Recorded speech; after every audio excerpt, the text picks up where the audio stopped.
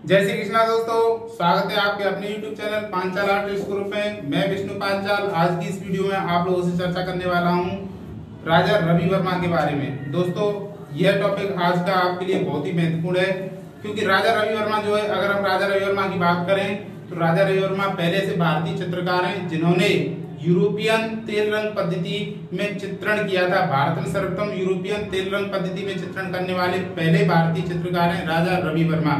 तो कला के इतिहास में इनका नाम महत्वपूर्ण है। तो आइए दोस्तों चर्चा करते हैं राजा रवि वर्मा के बारे में। देखो दोस्तों, राजा रवि वर्मा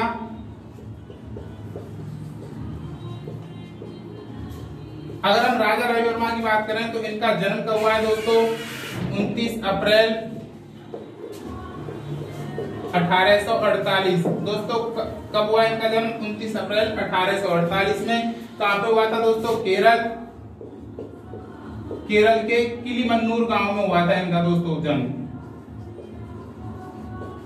तो आपको पहला तो यही आपको नाम याद रखना है कि राजा रवि वर्मा का जन्म कब और कहां हुआ है। तो दोस्तों राजा रवि वर्मा का जन्म 29 अप्रैल 1848 को केरल के किलीमन्नूर में हुआ है। दोस्तों राजा रवि वर्मा जो थे, इनको बचपन से ही चित्राकृतियां बनाने का शौक था। और अगर हम एक इतिहास उठा के देखें तो जो हमारे देवी देवता जो होते हैं उनका चित्रण करने वाले, यानी कि उनका रूप निर्धारित करने वाले, जो अगर किसी चित्रकार का नाम आता है तो राजा रवि वर्मा का नाम आता है। राजा रवि वर्मा को बचपन से चित्राकृतियां बनाने का शौक था। और इनके चाचा जो है स्टार्टिंग में इनकी कलागुरु रहे थे। और इनके कलागुरु की बात करें दोस्तों तो इनके कलागुरु हैं थियोडोर जेनसन,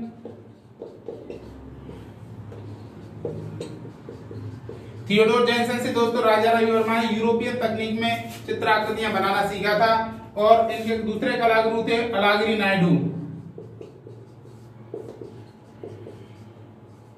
दोस्तों ये नाम आपको याद रखना, मैं स्टार लगा देता हूं, वेरी मोस्ट है, क्योंकि आपसे पूछ लिया जाता है कि राजा रवि वर्मा के कलागुरु कौन थे, या फिर राजा रवि वर्मा किसको अपना कलागुरु मानते थे। तो याद रखना अलागिरी नायडू को अपना कौन मानते थे?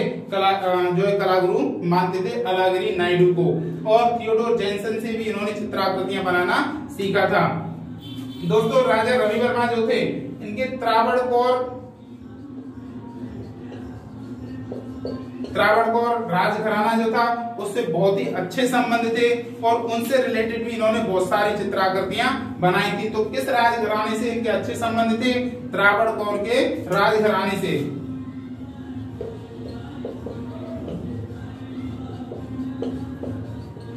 दोस्तों आशा करता हूं आपको समझ में आ गया होगा। अगर आपसे पूछा जाए कि राजा रवि वर्मा के किस राजघराने से अच्छे संबंध थे, तो त्रावणकोर के राजा जो थे, त्रावणकोर के राजघराने जो थे उनसे बहुत ही अच्छे संबंध थे। राजा रवि वर्मा को मैंने आपको बताया कि पहले ऐसे भारतीय चित्रकार हैं जिन्होंने यूरोपियन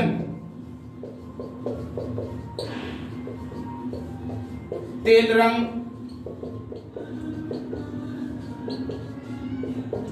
पद्धति में सफल चित्रण किया था, यानी बहुत ही अच्छा।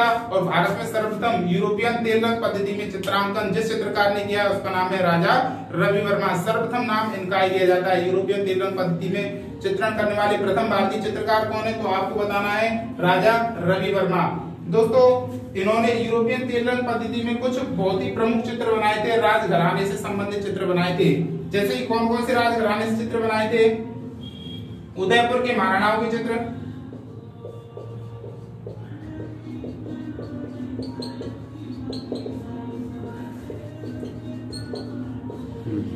ड्यूक ऑफ बकिंघम,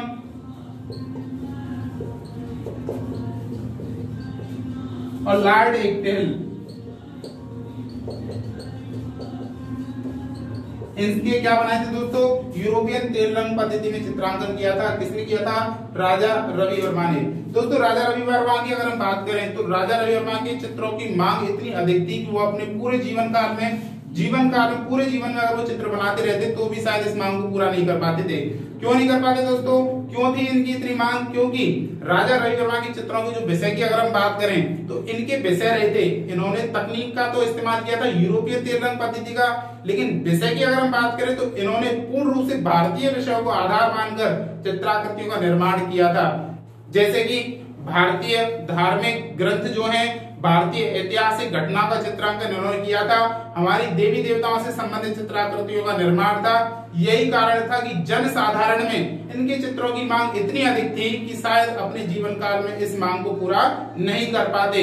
तो इसी को देखते हुए इन्होंने अपने इनका एक जो सहपाठी जो है इन्होंने एक सहायता ली थी सर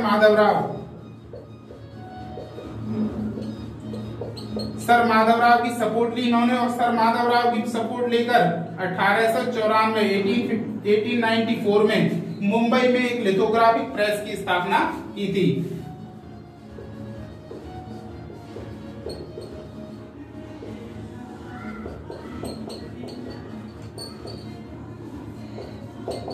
तो आपसे अगर पूछे कि मुंबई में लिथोग्राफिक प्रेस की स्थापना कब हुई है 1894 में, किसकी सहायता से? सर माधवराव की सहायता से। किसने की है? राजा रविवर्मा ने। क्यों की है?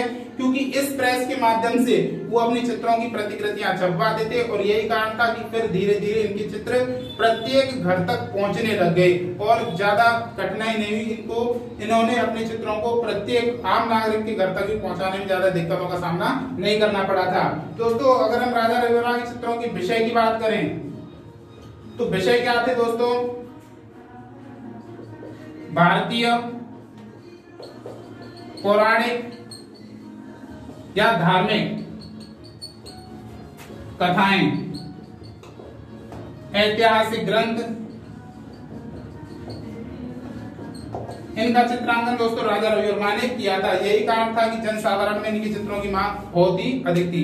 दोस्तों राजा रविवर्मा जो थे ये क्योंकि भारतीय पौराणिक धार्मिक कथाओं को इन्होंने ग्रंथों के माध्यम से पढ़ा तो था, लेकिन अब ये डिसाइड नहीं कर पा रहे थे कि भाई आखिर में राजा श्री राम कैसे होते हैं, कृष्ण जी की आकृति कैसी है, राधा जी की आकृति कैसी है, हनुमान जी की आकृति कैसी है, यानी इन सब की आकृतियों को लेकर इनके माइंड में सस्पेंस था। तो इन्होंने सोचा कि भाई मुझे इनकी आकृतियां देखनी, क्योंकि इनके बारे में सिर्फ इन्होंने स्टडी की थी, आकृतियां नहीं देख पाई थी। तो फिर इन्होंने बहुत सारी जगह भारत में जो ऐसी जगह जो थी जैसे अयोध्या है जहाँ पे श्री राम जी का जो निवास स्थान था, तो वहां पे भी गए और वहां पे उन्होंने खोजा कि शायद मुझे कुछ अवशेष मिल सके जिससे कि मैं आकृति का निर्धारण कर सकूं, लेकिन इनको सफलता नहीं मिली।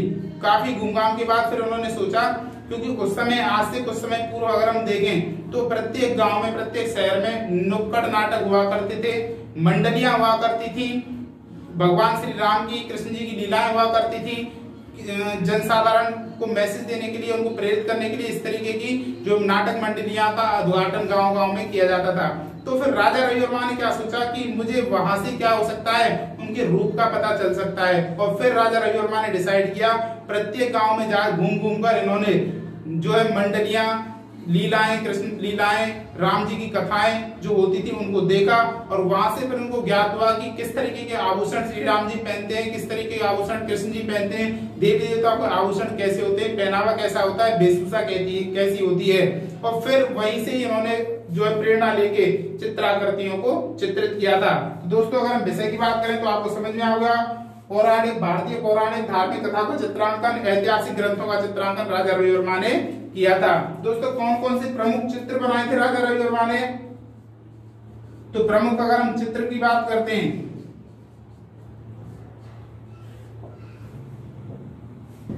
प्रमुख चित्रों की बात करें दोस्तों तो इनका प्रमुख चित्र है शकुंतला। करें राजा रविवर्मा के प्रमुख चित्र कौन कौन से हैं? अगर उनकी बात करें तो इनका प्रमुख चित्र है शकुंतला का दुष्यंत को पत्र लेखन। दोस्तों ये इनका क्या है? प्रमुख चित्र है राजा रविवर्मा का। रावण और जटायु,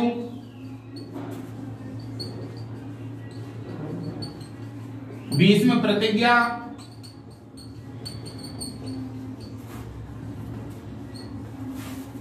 राजा हरिश्चंद्र,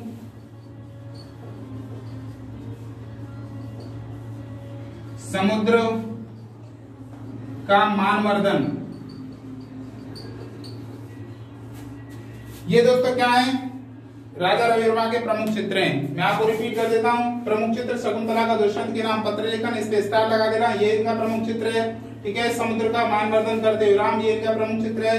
रावण और जटायु प्रमुख चित्र है, और यशोदा एवं कृष्ण एक चित्र रह गया दोस्तों, वो आप नोट कर लेना, यशोदा एवं कृष्ण, ये भी इनका क्या है दोस्तों, प्रमुख चित्र है। राजा रविवर्मा को कौन कौन से सम्मान मिले थे, उन सम्मानों की बात करें दोस्तों, तो आइए बात करते हैं सम्मान कौन कौन से। दोस्तों प्रसिद्धि एवं सम्मान की बात करें तो राजा रविवर्मा को 1904 में, कब दोस्तों, 1904 में ब्रिटिश सरकार द्वारा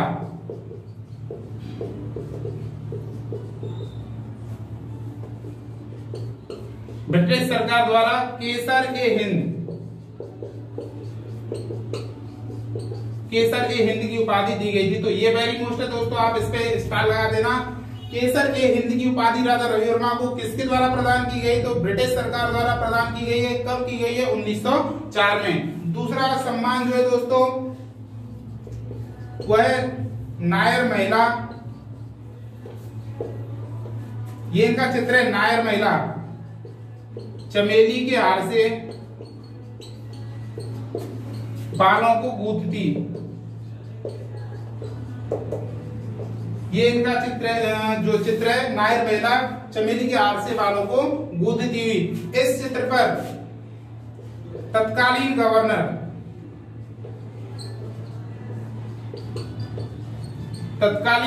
का स्वर्ण पदक प्राप्त हुआ था दोस्तों। तो ये आपको याद रखने, इनको कौन कौन से सम्मान मिले थे। 1904 में ब्रिटिश सरकार ने केसर ए हिंद सम्मान से इनको सम्मानित किया। नायर महिला चमेली के हार से बालों को गूंथती हुई, इस चित्र पर तत्कालीन गवर्नर का स्वर्ण पदक भी इनको प्राप्त हुआ था, यानी कि राजा रविवर्मा को प्राप्त हुआ था। दोस्तों राजा रविवर्मा में इतना ही है। आशा करता हूँ कि आपको हमारी वीडियो पसंद आ रही होंगी। यहाँ तक हमारी वीडियो को देखने के लिए मैं आपका बहुत बहुत धन्यवाद और आभार व्यक्त करता हूँ। आशा करता हूँ कि आप हमारी वीडियो को इसी तरीके से देखते रहेंगे। आपको हमारी वीडियो अच्छी लग रही है तो दोस्तों कमेंट बॉक्स में अपनी राय अवश्य दें, तथा हमारी वीडियो को लाइक करें, चैनल को सब्सक्राइब जरूर करें। बहुत बहुत धन्यवाद और हार्दिक आभार दोस्तों आपका।